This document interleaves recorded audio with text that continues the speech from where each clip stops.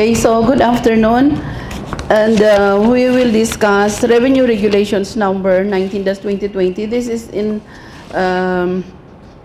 connection with our discussion on transfer pricing. And this Revenue Regulations 19-2020, the subject is the new BR4 number 1709, which replaces Form 1702H series of 1992. Imagine, no, 1992 meron na palang ganito, pero hindi ko na experience in my entire BIR stay na ginamit itong 1702H, no? Okay. So, what is the rationale of this form, BIR Form 1709? The purpose is just like what we have discussed, yung Philippine Accounting Standards 24 related party disclosures for tax purposes. No? What are included in related party transactions? Ano sabi dito? Page 4. No? Purchases or sales of goods, finished or unfinished. So, kasama daw siya sa related party transactions. Purchases or sales of property and other assets. Of course, this will just be related party transactions if the transactions are done between related parties. Letter C, rendering or receiving of services. Letter D, leases. E, transfers of research and development. F, transfers under license agreements. G, transfers under finance arrangements, including loans and equity contributions in cash or in kind. Letter H, provision of guarantees or collateral. Letter I, commitments to do something if a particular event occurs or does not occur in the future, including executory contracts, contracts under which neither party has performed any of its obligations or both parties have partially performed their obligations to an equal extent, recognized and unrecognized, and settlement of liabilities on behalf of the entity or by the entity on behalf of that related party. Okay, so who are required to disclose the related party transactions? Okay. The disclosure shall be made separately for each of the following categories: the parent, entities with joint control or significant influence over the entity, the subsidiaries, associates, joint ventures in which the entity is a joint venturer, K, management personnel of the entity or its parent, and other related parties. Okay, so what are the procedural guidelines? Fill up the form 1709, which I will discuss to you, the 1709 form, how to fill it up. The taxpayer is directed to observe the following. BIR form number 1709 shall be completely and truthfully accomplished by the taxpayer or its authorized representative and shall be attached to the income tax returns for the current taxable year and subsequent years, making it an integral part of the latter. So when we say income tax return for the current taxable year, we mean 2020. That's why in the filing of income tax return for the year 2020, filing on April, this will be included. Number 2, the nature of transaction and the accounts affected shall be described in detail. No? So these are the required disclosures. Number 3, the business overview of the ultimate parent company referred to in Part 4A of BIR Form number 1709 shall include the profile of the multinational group of which the taxpayer belongs, along with the name, address, legal status, and country of tax residence of each of the related parties with whom intra-group transactions have been entered into by the taxpayer, and ownership linkages among them. So if you are maintaining documentation under transfer pricing guidelines, the three-tiered documentation, which are local file, country-by-country reporting, and master file, then it would not be hard for you kasi you will just copy what is written in that documentation. Nandito na lang, kopyahin mo na lang yun. On the other hand, the functional profile referred to in paragraph 4B of AR4 number 1709 shall include broad description of the business of the taxpayer and the industry in which it operates, and of the business of the related parties with whom the taxpayer has transacted. Number 5, the following are required to be attached to BR form number 1709. So these are the attachment. Letter A, certified true copy of the relevant contracts or proof of transaction. So contractual agreements. Letter B, withholding tax returns and the corresponding proof of payment of taxes withheld and remitted to the BAR, especially if the related party is your supplier, so you are going to withhold. Letter C, proof of payment of foreign taxes or ruling duly issued by the foreign tax authority where the other party is a resident. Letter D, certified true copy of advance pricing agreement, if any. And letter E, any transfer pricing documentation. Number 6, no spaces shall be left unanswered. If one or more some portions are not applicable, such fact shall be so stated. And then what are the penalties? Violation of the provision, subject to penalties provided in section 250 and other pertinent provision of the NIRC as amended. So, kailan lang to dated? June 30, 2020. But the regulations itself, July 8, 2020. Also very new, and this is applicable for the year 2020. To be attached on the income tax return that we're going to file comes April 15. Yun yung deadline natin, no? Okay. So let's now fill up this form, no? So the BAR form 1709, kailan siya ginawa? February 2020, no? Page 1. So, information return on transactions with related party, international and or domestic. What is the instruction? Enter all required information in capital letters using black ink. Mark applicable boxes with an X. 2 copies must be filed with the BAR and 1 held by the tax filer. So, all in all, there are 3 copies. Line number 1 for the calendar or fiscal year ended. Okay, so you have to write there the fiscal year or the calendar year ending. Since this is new, then if you are ending on December 2020, then you have to write it. No? Kung fiscal year naman, then whatever fiscal year ending.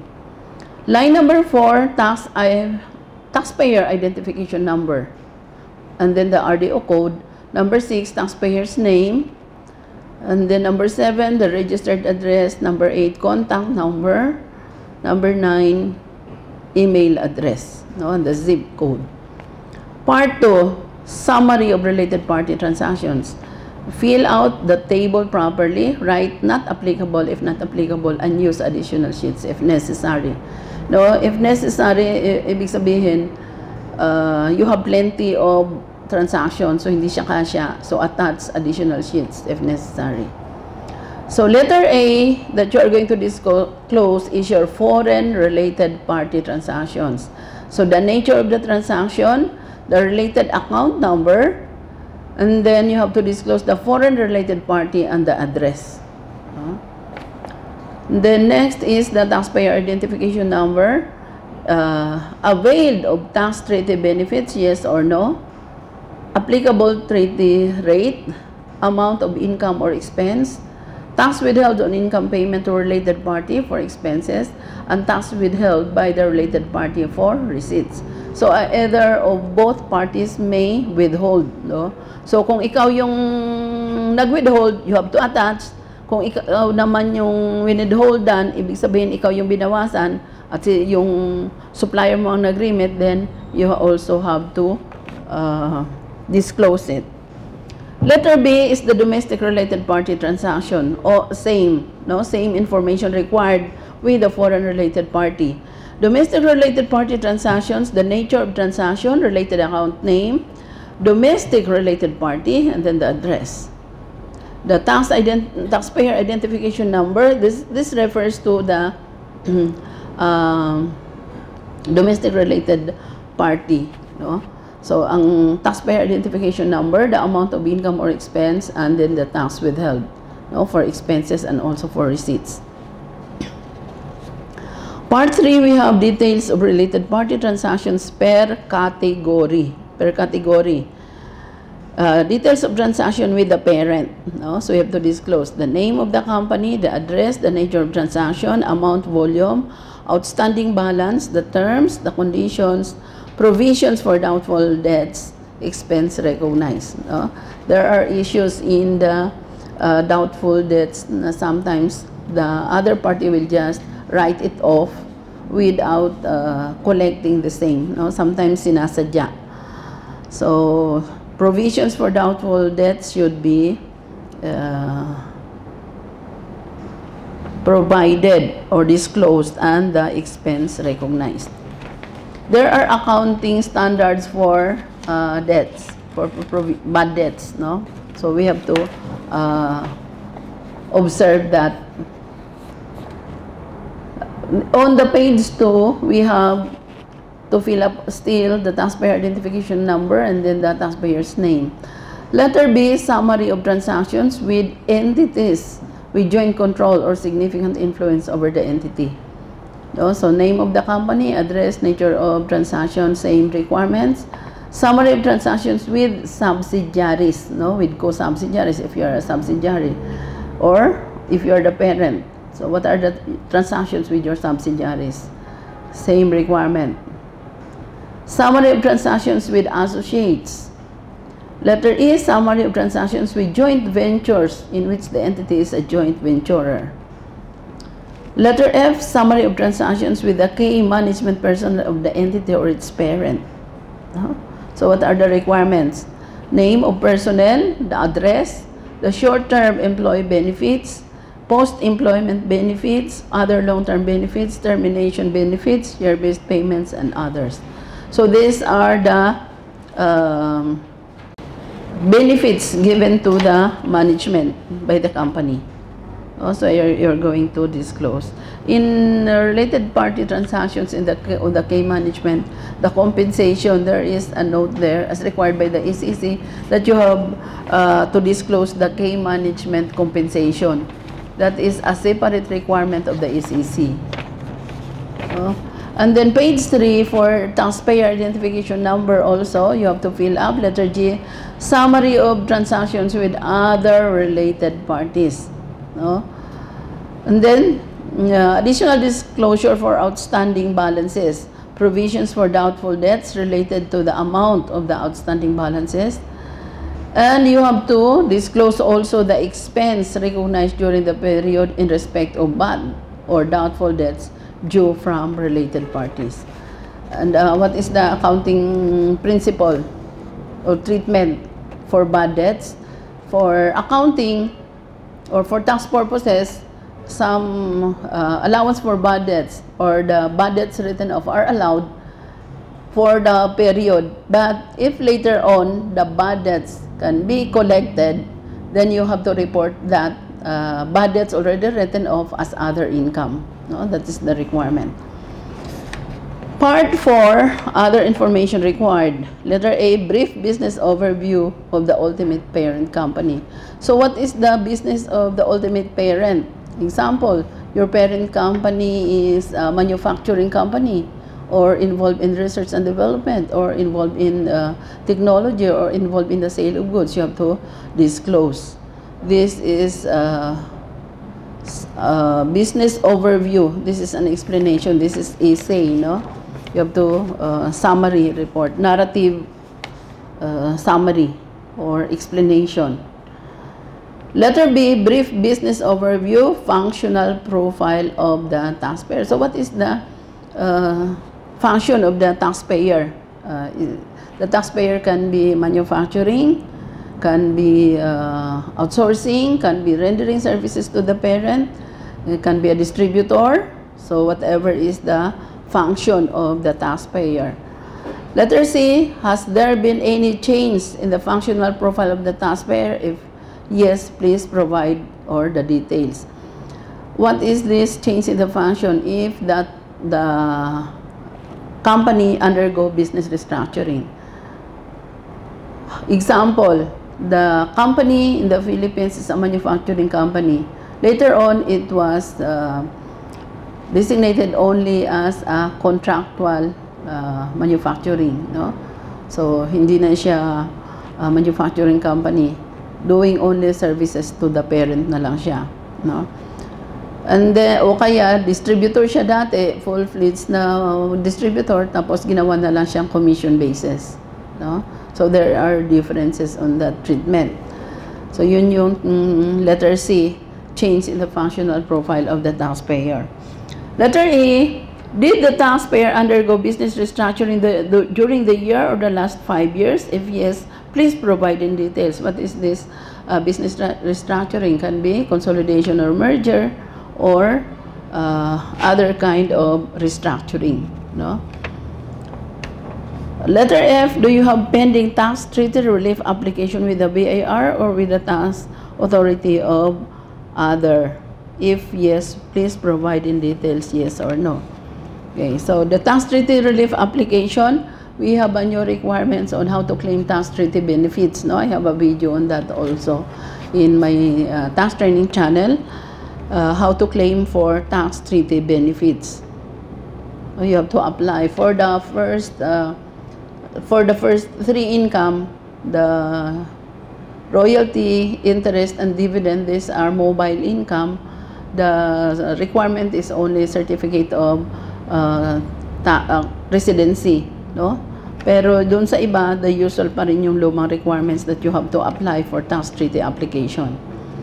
Letter G, do you have an advance pricing agreement with your related parties? If yes, please attach copy of the advance pricing arrangement. For the advance pricing arrangement, there are already applications on that in the BIR. No, may mga nag-a-apply na. And what is this advance pricing arrangement?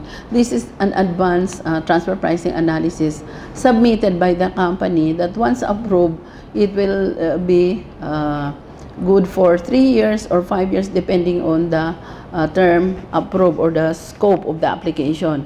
So if that is approved, then you will no longer be questioned on your transfer pricing. No more transfer pricing audit that will happen to you if you have an advanced pricing arrangement. It will just be reconsidered if there are violations on the term of the advanced pricing arrangement. If none, then you will not be subjected to transfer pricing audit. And remember, this form 1709 is under the penalty of perjury. And what does this mean?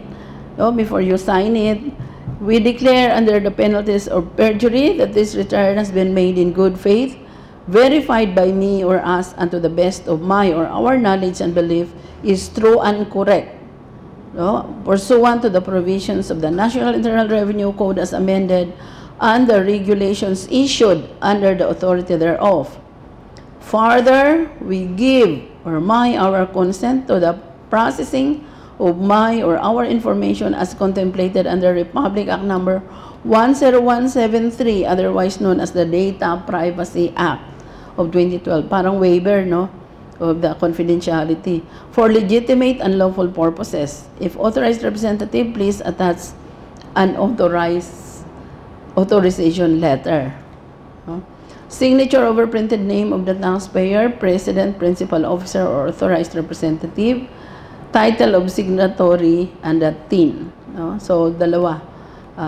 President and then the assistant treasurer. The title of the signatory and then the tax identification, and then this is also stamp receipt, the date of receipt, and the RO's signature upon receipt. No? So, this is a very important document, especially for the companies with related party disclosures. So this will take effect on 2020 and will be filed, and we will discuss these regulations in connection with the documentation requirements that we are going to have.